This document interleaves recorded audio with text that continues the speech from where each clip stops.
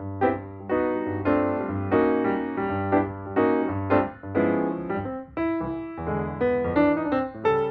just talk about Special Olympics.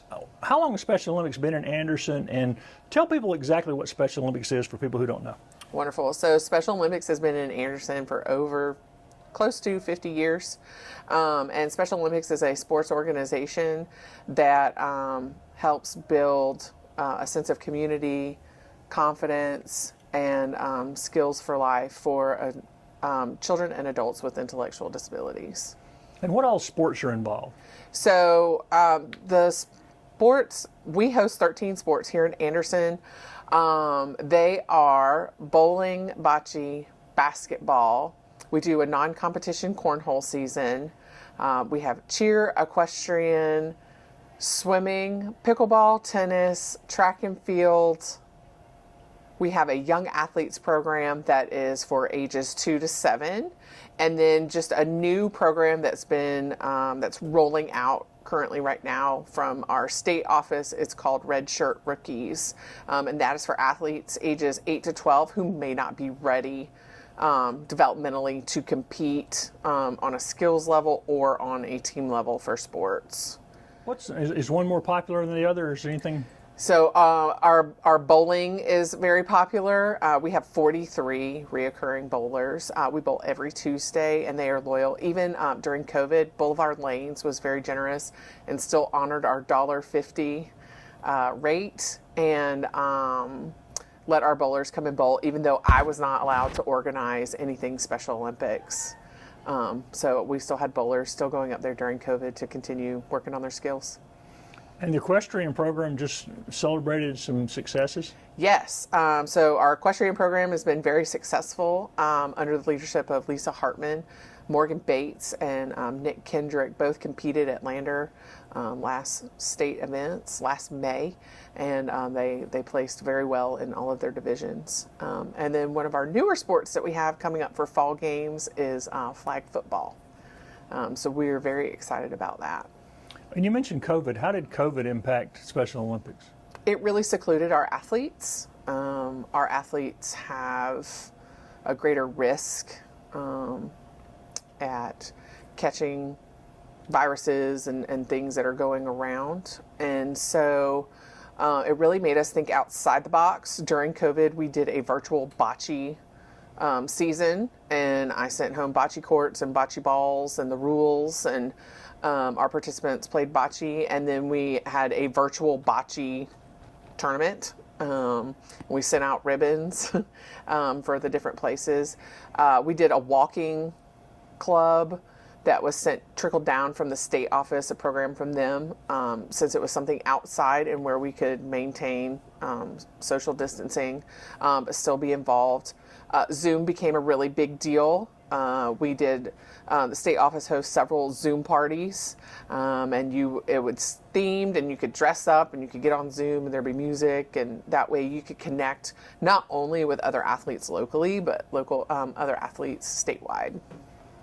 And now everything's back in full swing? Yes, so we're heading into our second year of everything being back up and into full swing. Volunteers are starting to get back on the bandwagon of knowing about Special Olympics, knowing our needs, and being involved. And so that's great. Like I said, flag football is new. Our coach for that, our two coaches are newer for that. And it's just a matter of saying like, hey, I've heard some of the athletes saying they would like this sport and we'd really like to get it started. What can we do? And y'all are getting ready for a big event, right? Yes. So we are gearing up for fall games. Our fall games will be in Myrtle Beach, where we will be sending, we have a traditional Special Olympics flag football team, and then also very exciting, we have a unified flag football team that'll be going. And unified is a big deal because it is when traditional athletes compete alongside of Special Olympic athletes on the same team against other unified teams. And so we're very excited about that as we spread the message of inclusion. Unified teams and unified sports are a big main goal for Special Olympics. So we'll have our flag football team going, and then also we will send our masters bowling, which is ages 21 and up. And you were telling me some other news that's coming. Yes, so we're very excited. We're going to be able to have our very first talent show.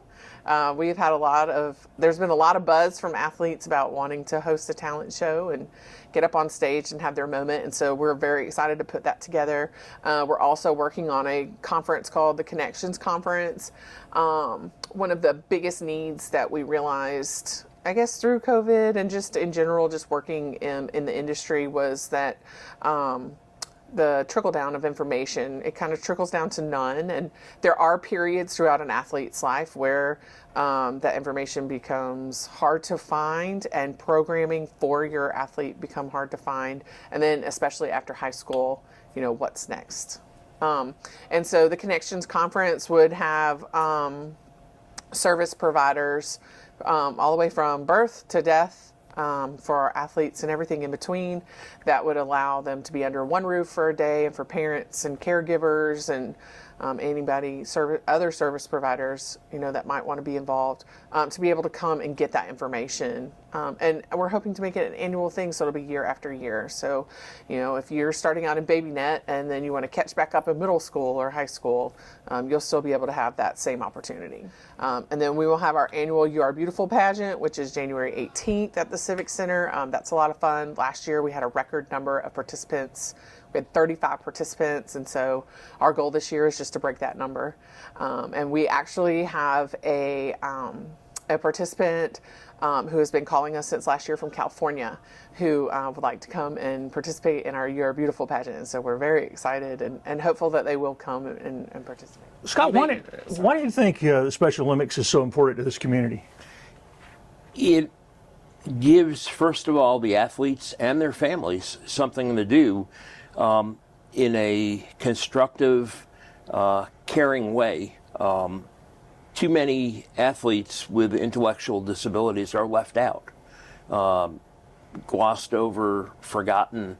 So it gives them a place to get together, do things together, have successes, regardless of whether they win a gold medal or not. It's still participating as any typical athlete or typical child or adult would do. So it really helps self-esteem, learning, socialization, which is such a big problem within the intellectual disability community. It works on all of those. How long have you been involved? Since I was 16 years old. What got you involved then? I had a friend. I was big into amateur radio, ham radio back then. A friend was for the New York State Special Olympics state games, running communications, and ham radio operators were involved back then. And he said, "Come on down, you'll enjoy it." And I fell in love then, never knowing that I would have a special individual in my family, my daughter.